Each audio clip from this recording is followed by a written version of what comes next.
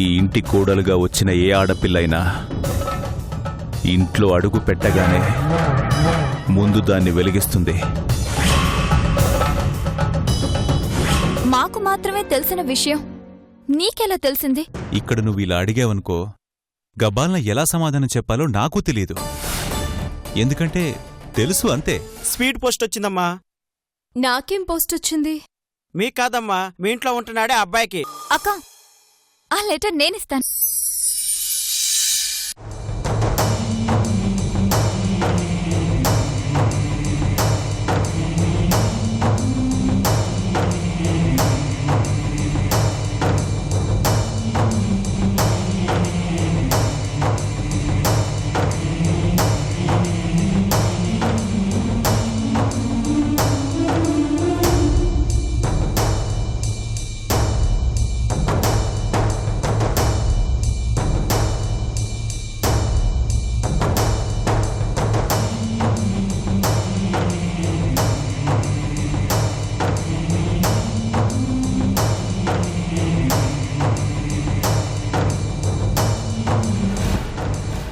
ఏంటి నీ ఉద్దేశం? దగ్గర కావాలని చూస్తున్నాను కదా అని నీకు లోకు అయిపోయానా? కొన్ని విషయాల గురించి మనం ఎక్కువగా మాట్లాడుకోకపోవడమే మంచిది. నాకు దూరంగా వెళ్ళిపోవాలని జాబ్ కోసం ట్రై చేస్తున్నావా? అవును. ఆ విషయం నీకెలా తెలుసు? నాకేమన్నా లెటర్ వచ్చిందా?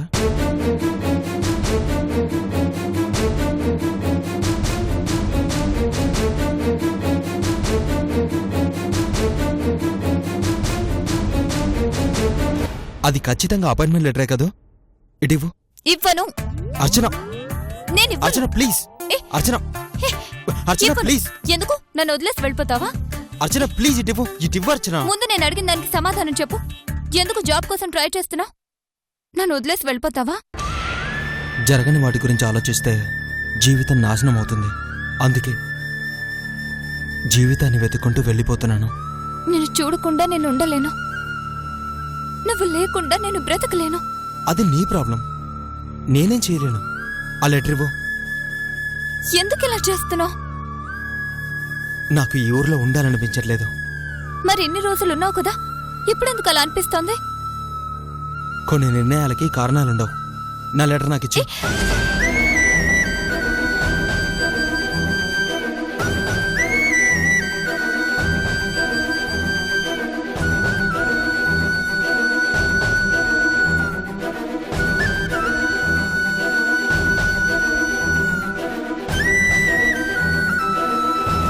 ఎస్, అపాయింట్మెంట్ లెటరే. Yes, I got it.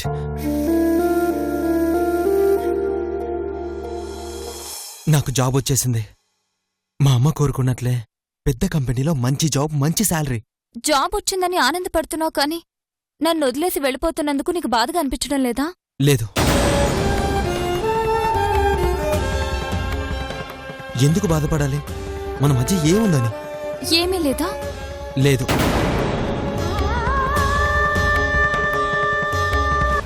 నిజం చెప్పు, నీ మనసులో నా మీద ప్రేమ లేదా? ఎలా ఉంటుంది అర్చన? మనిద్దరిష్టం రెండు కుటుంబాల దూరాన్ని ఇంకా దూరం చేస్తుంది. వాళ్ళ గురించి వదిలే, మన గురించి మాట్లాడు. వాళ్ళను వదిలేసి మనం మాట్లాడుకోకూడదు అనేగా చెప్తున్నాను. ఇంత కఠినంగా ఎలా మాట్లాడుతున్నావు? నన్ను వదిలి వెళ్ళొద్దు ప్లీజ్. ఏమీ కాని నీకోసం నేనెందుకుండాలి?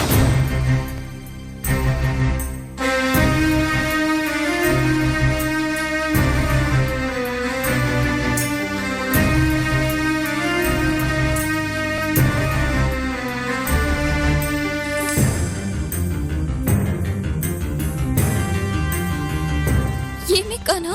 ఇప్పుడే కాదు, ఎప్పటికీ ఏమీ కావు.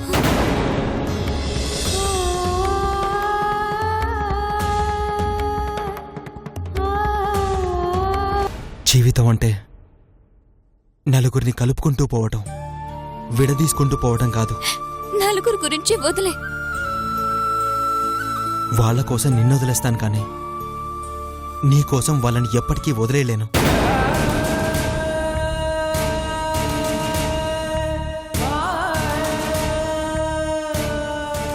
జాబ్ వచ్చిందన్న ఆనందంలో ఉన్నాను. ఆ ఆనందాన్ని పాడు చేయొద్దు. నన్ను వదిలేసి వెళ్ళడం నీకు అంత ఆనందాన్ని ఇస్తుందా? నిన్నంటే నువ్వెవరు?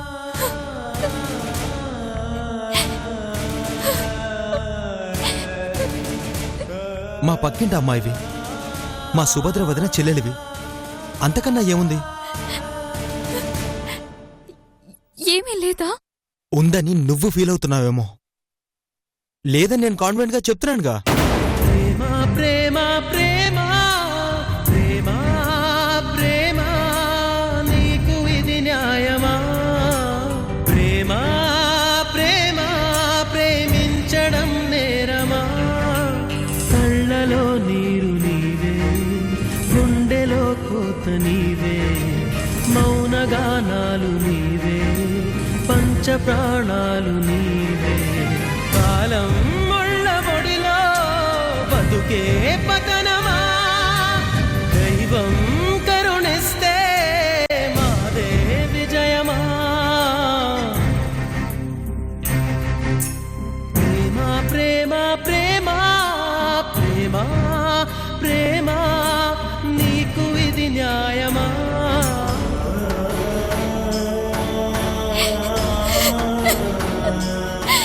అర్చన, ఏమైందే? అరే, ఎందుకలా ఏడుస్తున్నావు?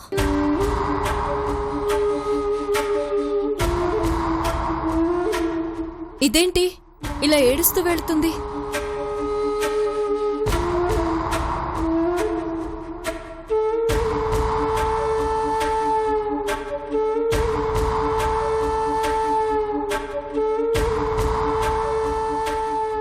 ఏమైంది పూజారి? అర్చన అలా ఏడుస్తూ వెళ్తుందేంటి? నాకేం తెలుసండి, అర్చనే అడగపోయారా? అడగడానికి ఆగితేనే కదా. ఏ లెటర్ ఇవ్వనని టీస్ చేసిందా? ఉమ్, అనుకున్నాను, లెటర్ ఇవ్వకుండా అది ఏడిపించుంటుంది, నువ్వేదో అనుంటావు. సర్లే, ఏంటది? అపాయింట్మెంట్ లెటరా? అవును. కంగ్రాట్స్. Thank you. జాయినింగ్ ఎప్పుడు? 4 days లో వెళ్ళి జాయిన్ అవ్వాలి. జాబ్ వచ్చిందంటే మమ్మల్ని మా ఊరిని వదిలి వెళ్లాల్సిందే కదా. తప్పదు కదా. వెళ్ళలే పూజారి, అత్తయ్య కోరిక కూడా ఇదే కదా. జాబ్ వచ్చినంత మాత్రాన మనం దూరమయ్యేదేమీ లేదు. ఇది నీ ఇల్లే, ఎప్పుడు కావాలంటే అప్పుడు రావచ్చు. జాబ్ వచ్చినంత మాత్రాన ఈ ఊరు ఈ ఇల్లు నాది కాకుండా పోతుందా? ఏం చేయాలో ఎటుపోవాలో తెలియనప్పుడు నా చెయ్యి పట్టుకుని ఈ ఊరు తీసుకొచ్చారు.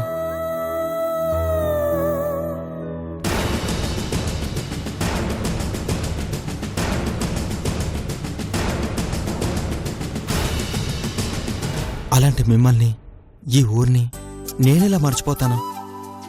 నేనెక్కడున్నా నా అవ్వాలంటూ ఉంటే అది మీరే. నా ఇల్లు, నా ఊరు ఇదే.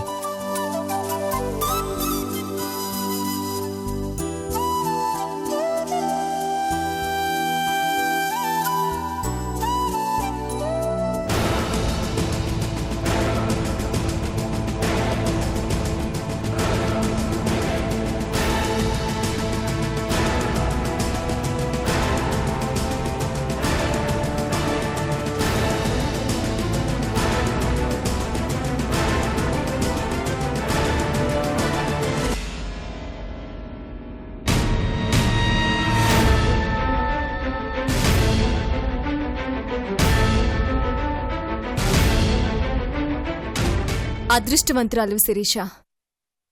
పగతో ప్రాణాలు తీయాలని చూసినా నిజం తెలుసుకుని పశ్చాత్తాపడ్డావు కాబట్టి చనిపోయాడనుకున్న మా అన్నయ్య మళ్ళీ తిరిగొచ్చాడు. అన్నయ్య ప్రాణాలు తీయాలని చూసినా నీ ప్రాణాలు అప్పుడే పోవాలి. కాని ఎందుకేనేమో నువ్వు ప్రాణాలతో మిగిలావు. జరిగిపోయింది ఒక పీడకలనుకో. నిజం తెలుసుకున్నావు కాబట్టి ఇప్పటికైనా బుద్ధిగా కాపురం చేసుకో. కత్తితో పొడిచి ప్రాణాలు తీయాలని చూసినా నీ గురించి ఒక్క మాట కూడా చెప్పలేదంటే అది మా అన్నయ్యకి నీ మీదున్న ప్రేమ.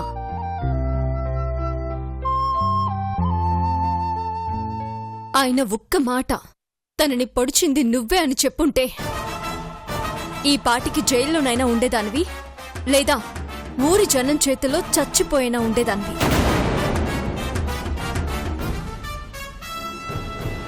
ఇవేవీ జరగకుండా నువ్వింకా ప్రాణాలతో ఉన్నావంటే మా అన్నయ్యతో నువ్వు కలిసి బ్రతకాలని రాసిపెట్టుంది. నువ్వు చేసింది చిన్న తప్పు కాదు, అయినా క్షమాపణ దొరికింది. ఇక నుంచైనా మా అన్నయ్యని బాగా చూసుకో, హాయిగా కాపురం చేసుకో. సుభద్ర, నీతో ఒక విషయం చెప్పాలి.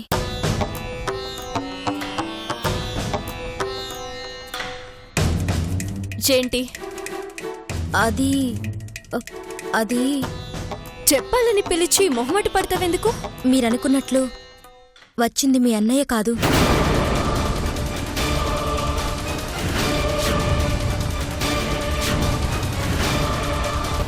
ఎవరో మీ అన్నయ్యలా వచ్చి నటిస్తున్నారు.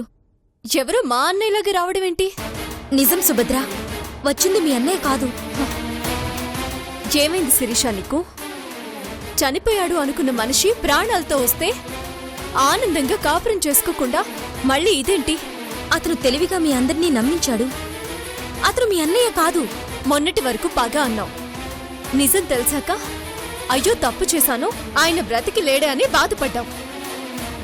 మా అన్నయ్య తిరిగి వచ్చి అన్నీ మర్చిపోయి నిన్ను క్షమించి దగ్గరికి తీసుకుంటే ఇప్పుడు ఏకంగా ఆయన మా అన్నయ్యే కాదు అంటున్నావు. నా మాట నమ్ము సుభద్ర, నేను చెప్పేది నిజం. అతను చూడ్డానికి మీ అన్నయ్యలా ఉన్నా చేష్టలన్నీ అదోలా ఉన్నాయి. పిచ్చి పిచ్చిగా మాట్లాడుకు శిరీష. వచ్చింది మా అన్నయ్యో కాదో మాకు తెలీదా? మా అందరికి రాని అనుమానం నీకెందుకొచ్చింది? అతన్ని సరిగ్గా గమనిస్తే నేను చెప్పేది నిజమని మీకు అర్థమవుతుంది. చూడు, లేనిపోని నీ అనుమానాలతో మళ్ళీ మా ఇంట్లో ప్రశాంతత లేకుండా చేయకు. అన్నయ్య వచ్చాడన్న ఆనందంలో మా అమ్మ తిరిగి కోలుకుంది. నువ్విలా మాట్లాడావంటే మా అమ్మ ఆరోగ్యం పాడవుతుంది. నా బాధ అర్థం చేసుకో సుభద్ర. నీ అనుమానాన్ని ఏమని అర్థం చేసుకోమంటావు? చూడు, వచ్చింది మా అన్నయ్యే, అందులో మాకెలాంటి అనుమానాలు లేవు. లేనిపోని అనుమానాలతో నీ జీవితం పాడు చేసుకొని మాకు ప్రశాంతత లేకుండా చేయకు. దేవుళ్ళంటి మా అన్నయ్యకి భార్యవయ్యావు, బుద్ధిగా కాపురం చేసుకో. పిచ్చి పిచ్చి ఆలోచనలతో మళ్ళీ మా ఇంటిని నరకం చేయకో.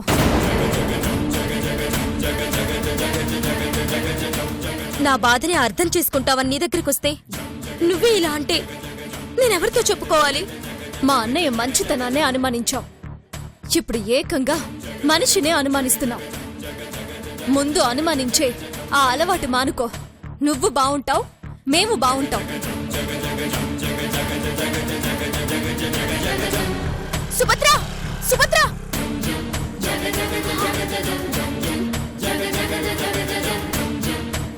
ఛ! సుభద్ర ఏదో సహాయం చేస్తుందని ఎంతో నమ్మకంగా వస్తే నా మాట నమ్మదేంటి? ఇప్పుడొచ్చింది నా భర్త కాదని నిరూపించేదలా?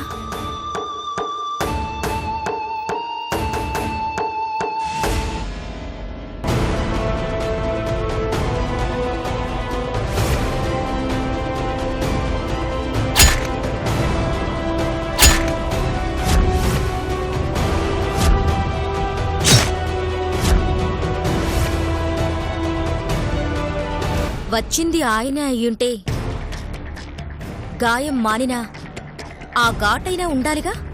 ఇప్పుడు దొరికాడు. ఆయన పేరు చెప్పి అందరినీ మోసం చేస్తాడా? ఈ దెబ్బకి బండారం మొత్తం బయటపడుతుంది.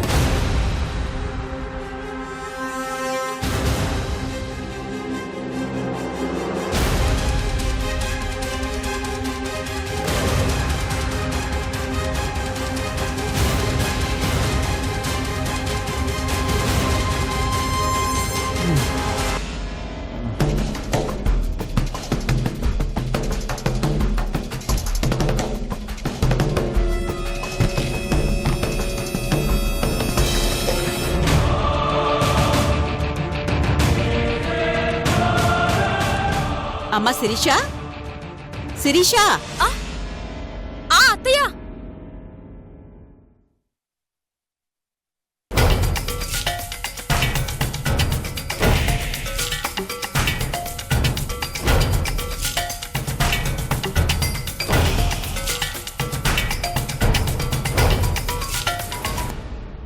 ఏంటత్తయ్య? ఏం లేదమ్మా, నా బిడ్డకి ఎలాంటి అపాయం లేకుండా క్షేమంగా తిరిగొస్తే చాలని దేవుడికి మొక్కుకున్నాను. అలా గుడి వరకు వెళ్లి మొక్కు తీర్చుకున్నద్దాం రామ్మా. ఏమ్మా, త్వరగా వెళ్ళేసొద్దాం. ఎండెక్కువైతే మళ్ళీ వెళ్లడం కష్టం. సరే పదండత్తయ్య. అర్చనా, మేమిద్దరం గుడికెళ్తున్నాం. నువ్వు కూడా రా, వెళదాం. నేనా? నేనెందుకమ్మా? వదిన నువ్వు వెళ్తున్నారు కదా, మీరు వెళ్ళరండి. మళ్ళీ నేనెందుకు? అదేంటే గుడికి రానంటున్నావు? అమ్మా, నా మనసు బావుంటే నేనే వస్తాను కదా. నాకిప్పుడు రావాలని లేదు. మీరు వెళ్ళరండి. నా తరపున కూడా నువ్వే దండం పెట్టుకునిరా. ఇది మారదు. దీంతో మనకెందుకులేమ్మా, మనం వెళదాం పదా.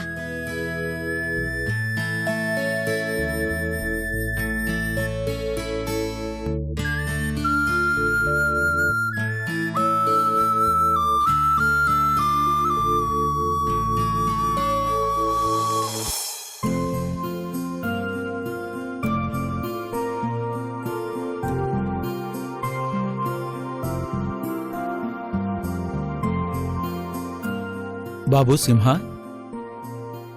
చెప్పండి. అన్నయ్య గారిని పలకరించి పోదామని వచ్చాం. ఒకసారి పిలుస్తారా? అలాగే, మీరు కూర్చోండి, పిలుచుకొస్తాను. అలాగే.